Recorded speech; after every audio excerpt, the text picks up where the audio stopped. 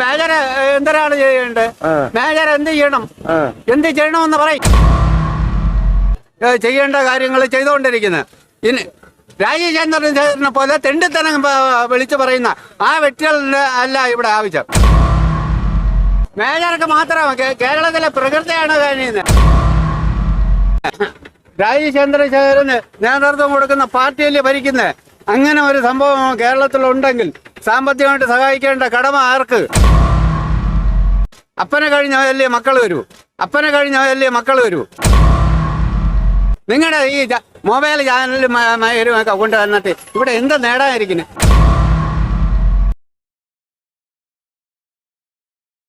എന്താണ് കേരളത്തിൽ അതിശക്തമായ പ്രളയം, 10,000 മരണപ്പെട്ടു. എന്ത് രാജീവ് ചന്ദ്രശേഖരന് നേതൃത്വം കൊടുക്കുന്ന പാർട്ടിയല്ലേ ഭരിക്കുന്നത്. അങ്ങനെ ഒരു സംഭവം കേരളത്തിലുണ്ടെങ്കിൽ സാമ്പത്തികമായിട്ട് സഹായിക്കേണ്ട കടമ ആർക്ക്? ഇവിടെ രാജീവ് ചന്ദ്രശേഖരല്ല, ഇവിടെ പിണറായി അല്ലേ? പിണറായി അല്ലല്ല പറഞ്ഞത്, ഇവിടുത്തെ സ്ഥാനാർത്ഥിയും കേന്ദ്ര മന്ത്രിയും അല്ലേ അവൻ അത് പറയാവുന്നുണ്ടെങ്കിൽ മറ്റൊരു അതിന് നടപ്പിലാക്കേണ്ട ആര്?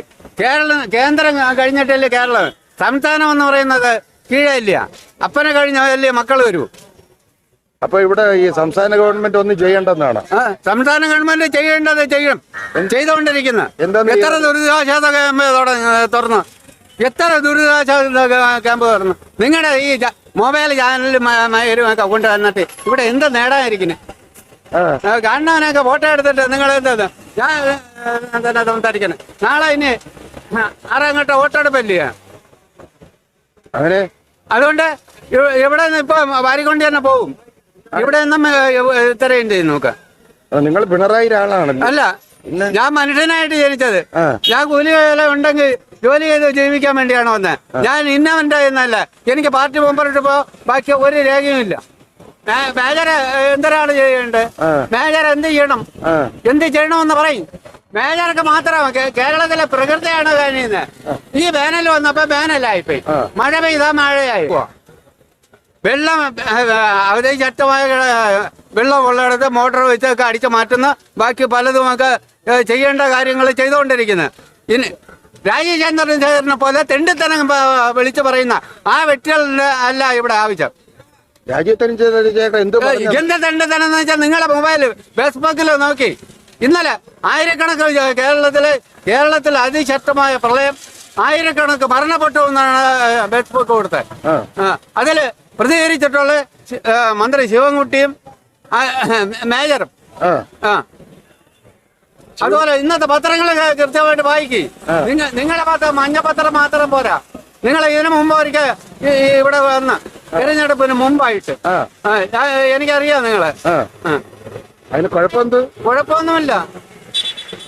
ഇതാ ഇപ്പൊ ഇത്തിരി മഴ തോർന്നു നിൽക്കുന്ന ഉടനെ മഴ പെയ്യും. ഇത് ഇവിടെ കേരളത്തിനെ സംബന്ധിച്ചിടത്തോളം നെയ്യാറ്റിൻകര താലൂക്കിലും നെയ്യാറ്റിൻകര പുതിയളര ആ പരിസരങ്ങളിൽ ഇത്തിരി പൊറ്റിയും അല്പം ഇറക്കവും ഒക്കെ ഉള്ളത് കൊണ്ട് വെള്ളം കിട്ടുന്നില്ല. പല ഭാഗങ്ങളിലും കുഴി ഭാഗങ്ങളിലും വെള്ളം കിട്ടും. അത് സ്വാഭാവികമാണ്. ചന്ദ്രശേഖരൻ എന്ത് ചെയ്യണമെന്നാണ് രാജീവ് ചന്ദ്രശേഖരൻ ഇന്നലത്തെ ഫേസ്ബുക്കില് തെമ്മാടിത്തരം പറഞ്ഞത് കൊണ്ടാണ് പറഞ്ഞത്. എന്താണ് തെമ്മാടിത്തരം പറഞ്ഞത്? ഇവിടെ കേരളത്തിൽ എത്ര ആയിരം മരണപ്പെട്ടു, എത്ര ആയിരം മരണപ്പെട്ടു. അത് തന്നെ രാജീവ് ചന്ദ്രശേഖരൻ എന്ത് പറഞ്ഞു എന്നാണ്. അതാണ് ഞാൻ ചോദിക്കുന്നത്. രാജീവ് ചന്ദ്രശേഖരൻ ഫേസ്ബുക്കിൽ ഇട്ടതാണ്. ആയിരക്കണക്കിന് ജനങ്ങള് പ്രളയത്തില് മരണപ്പെട്ടു.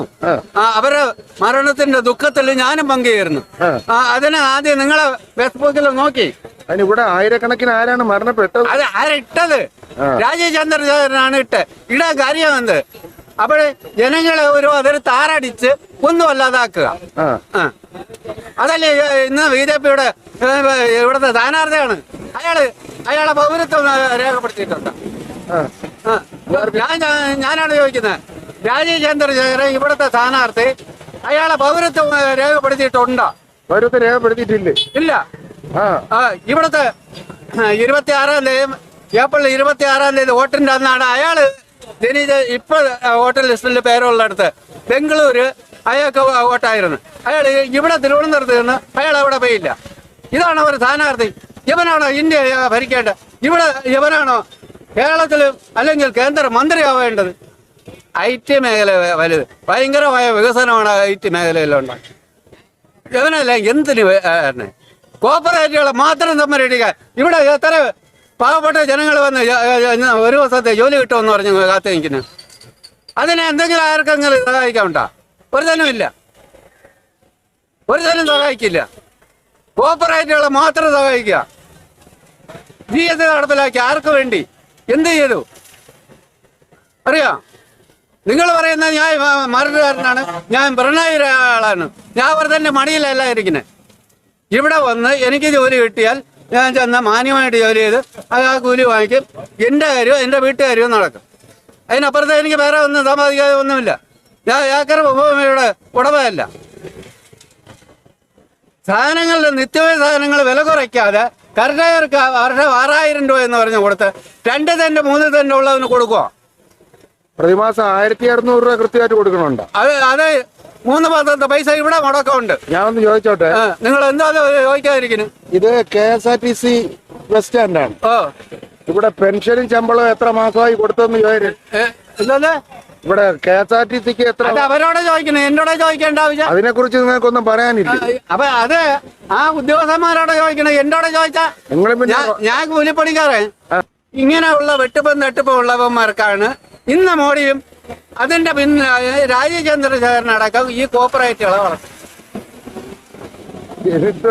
എന്തോന്നാണ് നിങ്ങൾക്ക് ജോലി കിട്ടാത്തതിനിപ്പോ ഈ രാജീവ് ചന്ദ്രശേഖരൻ എന്ത് ചെയ്യണം? ഞാൻ ഒരു കാര്യം ചോദിച്ചത്, നിങ്ങളുടെ ജോലിയെ കർഷകർക്ക് 6000 രൂപ മോഡി കൊടുക്കാനില്ല വർഷത്തില്.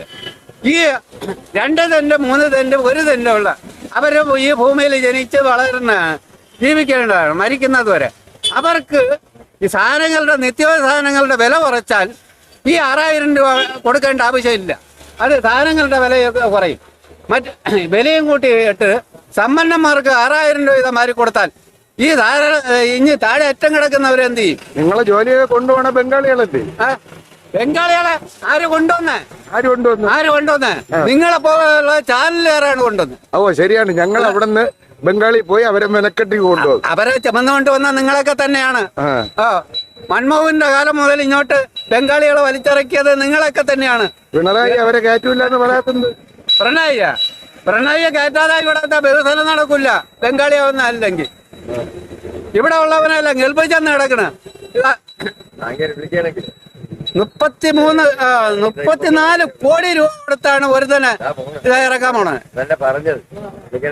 അത് മോഡി ചെയ്തതല്ല, ഈ കേരളത്തിലെ മലയാളികളെ സംഘടനയാണ് അതിനെ പിരിച്ചുറക്കി. സൗദിയിലെ 1.5 കോടി രൂപയാണ് അവിടത്തെ. അപ്പൊ മാവന്റെ പേരെന്താണ്? എന്റെ പേരില്ല. പേരില്ലേ? പേര് പറയില്ല. അപ്പൊ മൊത്തത്തിൽ പേടിയാണ്. എനിക്ക് മൊത്തത്തിൽ പേടിയാണ്. അതെന്ത്? കാരണം എന്താണെന്നറിയാ, പള്ളിയെ തകർക്കുന്നതിനും കോവിലിനെ തകർക്കുന്നതിനും രാമക്ഷേത്രം ഇപ്പൊ പണിയത് അതിന് ഇപ്പൊ തകർത്തുകളയും. കോൺഗ്രസ്സുകാർ വന്നാൽ ഇപ്പൊ തകർക്കും, ഇന്ത്യ മുന്നണി വന്നാൽ ഇപ്പൊ തകർക്കും. ഇതൊക്കെ പറഞ്ഞ അടക്കുന്നവനൊക്കെ ഞാൻ എന്റെ പേര് കൊടുക്കേണ്ട ആവശ്യം കൃത്യമായിട്ട് പറയും.